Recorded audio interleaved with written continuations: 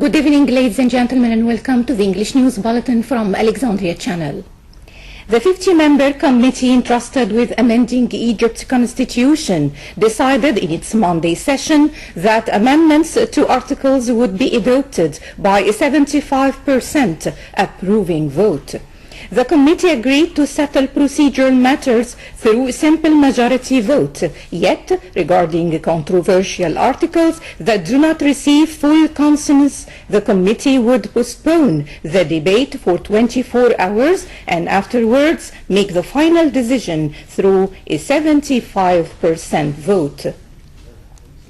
The Constitutional Panel also decided on delegating one of its members to be responsible for speaking on its behalf and issuing press releases, maintaining that the rest of the members refrain from talking to the media about the progress of their work. Monday's session, chaired by former presidential candidate Amr Moussa, marks the Assembly's second one after the election of its head and his deputies. The Assembly is due to finalize the charter and approve it within 60 days after their first session. A Cairo prosecutor refers 6 guards of the Muslim Brotherhood's supreme guide, Mohammed Badia, to criminal court on Monday on charges of illegal possession of arms. The prosecutor also asked the authorities to investigate the defendants' ties with Hamas after they found images of them on their mobile phone dressed as jihadists. The defendants will be detained for 4 days pending the investigations in accordance with the prosecutor's order. Alexandria Governor Major General Tariq Al-Mahdi has launched a campaign entitled Alexandria Clean and Beautiful for the Love of Egypt. Launched from Alexandria Stadium, the campaign engaged more than 5,000 young men and women representing various coalitions, parties, and youth centers.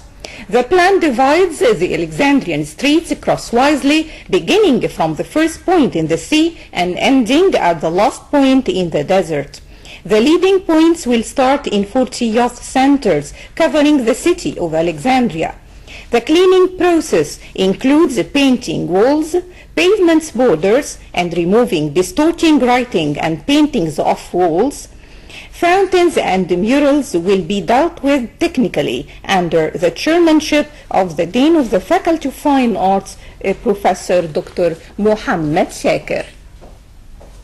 Alexandria Governor Tariq Al-Mahdi received last night the General Council of Greece, Christos Kapodistrias. The Greek Council confirmed his country's support of the Egyptian people, saying that the Greek community and all the Greek institutions in Alexandria are ready to offer all the necessary aids. The two sides discussed means of consolidating cooperation between Alexandria and the Greek cities of Athens and Thessaloniki, as well as activating the protocol of cooperation between the Greek port of Piraeus and the Alexandria port. The discussion also covered means of redesigning the area of Shapbi, which has most of the Greek institutions and buildings.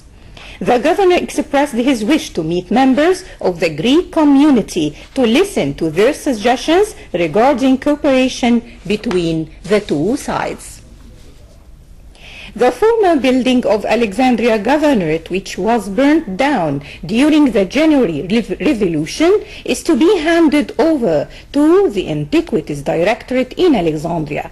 After receiving it, the Antiquities Directorate will begin an archaeological survey to start digging in the site, which is said to contain archaeological relics. The site is said to belong to the center of ancient Alexandria, the capital of the ancient world. The site lies in the middle of some archaeological locations in Alexandria, like the area of Komedika, which personifies the lives of both the Greek and the Roman civilizations. Chief of Al-Agami district has displayed 3 major projects for the development of the area of Al-Agami. The first is a flyover that will link the port of Dakhila with the Tamir highway, and it will cost £200 million. The second is concerned with the expansion of Al-Mihwar Highway that links Alexandria to the city of Burj Al Arab, the northern coast and the airport of Burj Al Arab. The third project costs £25 million, offered by one of the oil companies, and is meant to develop the road of Sadd Al-Ali in the area of Wadi Al-Qamar, which is considered the main entrance to the area of Al-Agami. Alexandria Security Department, in coordination with the national security body, the Central Security Department, and the Criminal Investigation Department, have managed to arrest one of the leaders belonging to the Muslim Brotherhood, Hassan Muhammad al-Isawi Zayed.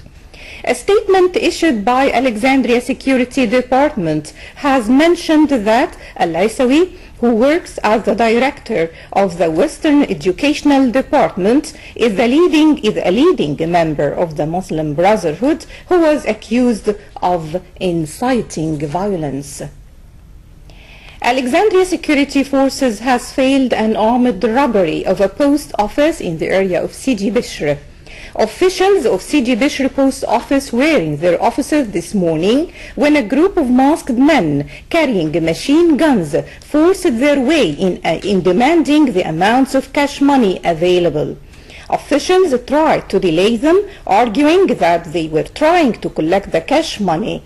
At the same time, some of them managed to call the police, which stormed the office after a few minutes and arrested the robbers. And finally, a look at tomorrow's weather forecast. Humid weather is expected. Wind direction is northwest at speed ranging between 15 to 30 kilometers per hour. Visibility is very good, ranging between 6 and 10 kilometers. The sea is moderate to rough, and wave height ranges between 2 to 3 meters.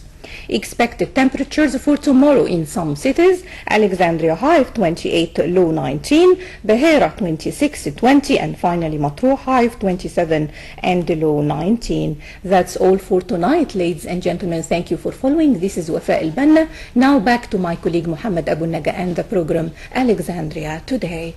Thank you.